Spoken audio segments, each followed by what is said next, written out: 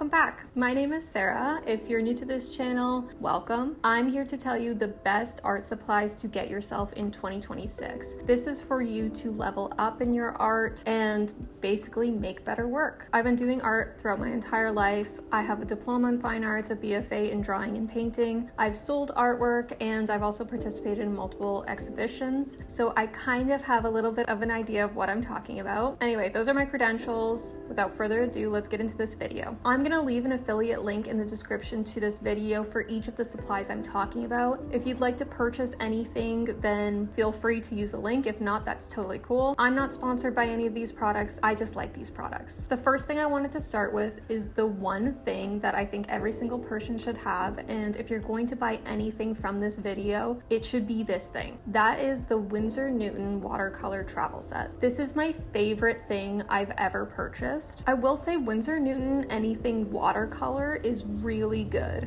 Their brushes are good. All of their paints are really good. I can't say enough good things about them. One of the things I love about their paints is that they're super pigmented. I'm going to be talking a lot about pigment in this video, but it's important. When paint is super pigmented, it means that you don't need to use a lot of paint, which means that your supplies end up lasting a lot longer than those cheaper supplies that you buy, which is awesome because saving money is cool. I've had my travel set for about 15 years, and I think I've only replaced 2 colors the entire time I've had the set, which is crazy because I use this set religiously, like all the time. The fact that I've only had to replace 2 colors, unheard of. Something I love about this set is that it's so customizable to you. So yes, you buy the set and then you have all of these individual colors, but all of the colors are replaceable. I love that the set is just super individual. You can buy those squares, replace them. You can use a watercolor tube of paint and squeeze it inside the square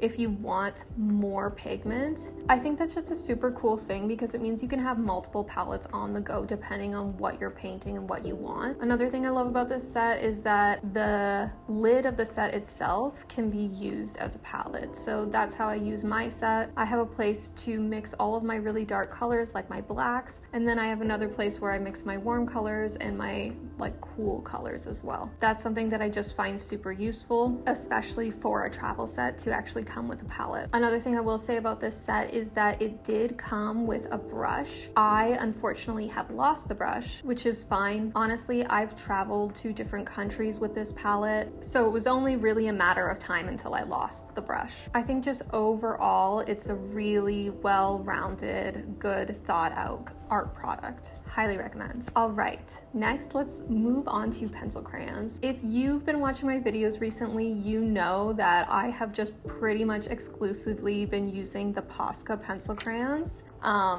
Getting kind of short here. I love these. They're so pigmented. Wonder if we should have a pigmented count.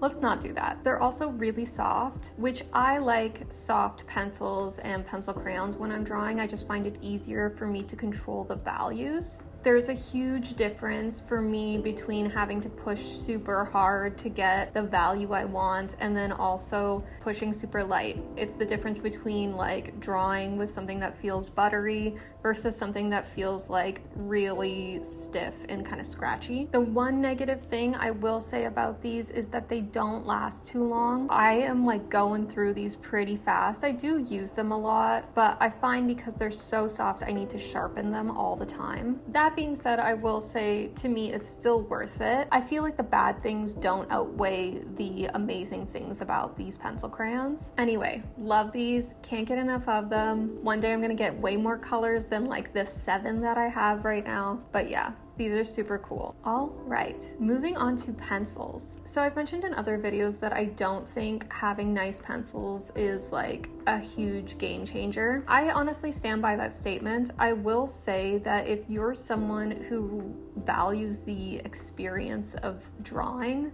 what I mean by that is it's really important to you that everything feels good when you're drawing. For example, when I was talking about that buttery kind of feeling in the Posca pencil crayons, this is the exact same. So this is the Blackwing pencil. I do really love these pencils. Again, I don't think that artists really need to be drawing with anything other than like a regular pencil, and I think that might be a controversial thing to say, but I feel like you can still achieve a lot with just a regular pencil. The reason I'm saying this is such a nice pencil is that, yes, the feeling of it is really soft. It's really smooth to draw with. It feels good in your hand. The other thing I kind of like about it is that it has a square eraser. I find this super helpful because I find that I draw a lot with my eraser, and I just find it easy to get like little sharp edges with a square eraser than a circular eraser, for example, that normal pencil crayons have. Sorry, I meant to say pencils. Normal pencils have. Another thing I find nice about their erasers is that they never dry up. I've had this for a long time now, and it never dries up like regular pencils do. They don't get hard, and then, you know, when you try and use them and erase, it just creates this like mess on your page. These just stay soft. I don't know how that happens, but it's pretty cool. Again, I don't think it's a necessity, but I think that it's worth a try, and then you can tell me if it's a necessity or not. I think they're really cool, and for me, I'm probably not going to draw with anything else but this, but to each their own. Again, you don't need it. It's just nice. Okay, so let's move on to paint. A lot of you probably have already figured out that my favorite oil paint of all time is Williamsburg. I love Williamsburg. They're like the best oil paint I've ever tried. Their paints are so pigmented. Again, a little goes a long way. You really only need a dab of paint a lot of the time, and you can paint a pretty significant area with it. If you're looking for an upgrade and don't mind spending a bit more money, I highly suggest this. Your paintings are just going to look so much more vibrant, and the body of the paint looks like really good. They pretty much don't have much filler in them, which is good. Filler is something that manufacturers put in their paint in order to stretch the paint further. So when I'm talking about pigment and saying there's a lot of pigment in it, the other thing that is put in there is filler. What we want is very little filler, or no filler, really, and a lot of pigment. What happens with cheaper paint, the reason you end up going through so much so quickly is because it's mostly filler and then a little bit of pigment. We don't want that. We want your materials to last. Anyway, I think these paints are great. If you are going to try them, I would love to know your thoughts on them, so please tell me. All right, let's talk about brushes. My favorite brushes are rosemary brushes. You can use rosemary brushes with oil or acrylic paint, it doesn't matter. I'm obviously an oil painter, so I use them for oil. If you are using them for oil, please make sure you get brush cleaner. I'm gonna talk about brush cleaner next because it will change your life if you have not used it. First things first, the reason I love these brushes is because they're so springy. When you're shopping for a brush, you don't want a brush that is just like floppy. You want something that has a spring to it. So when you run your fingers through the brush, it goes back to its shape, not something that easily just kind of like goes everywhere. The weight of these brushes are really nice. They kind of like feel a bit heavier than I feel like normal brushes do. These are also great if you don't want a lot of texture because they're synthetic brushes. If you're looking for texture in your work, in your paintings, I would highly suggest going with Escoda brushes. Escoda brushes are hog hair brushes. They're amazing at creating texture. They also have a great weight to them as well. What I like to do is I have a combination of synthetic brushes and hog hair brushes. I mostly use rosemary brushes and Escoda and kind of just go back and forth with what I want and the look that I'm kind of going for. I think it's good to have a variety when you have brushes. Because these are a little bit more on the expensive side, it's really important to take care of your brushes, which is why we're going to talk about brush cleaner. So I have the Master Brush Cleaner. Mine is really beat up because I've had it forever, but I find it is essential if you're an oil painter. It's going to keep your brushes in the best condition possible so you're not constantly buying more and more brushes because you keep ruining them. I've had this brush for like years now.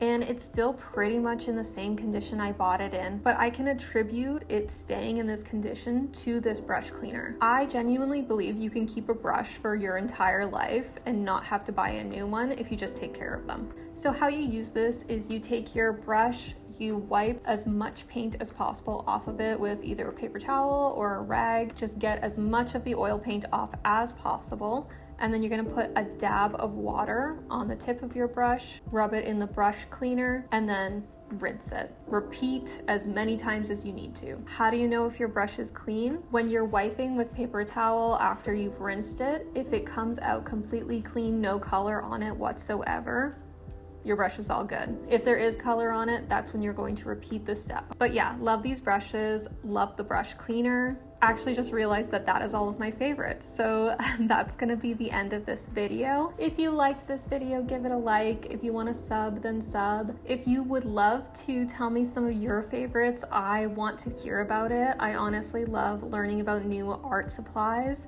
and some things that I could get my hands on. So leave a comment, what's your favorite? And yeah, I'll see you in the next one. Thanks for watching. Bye.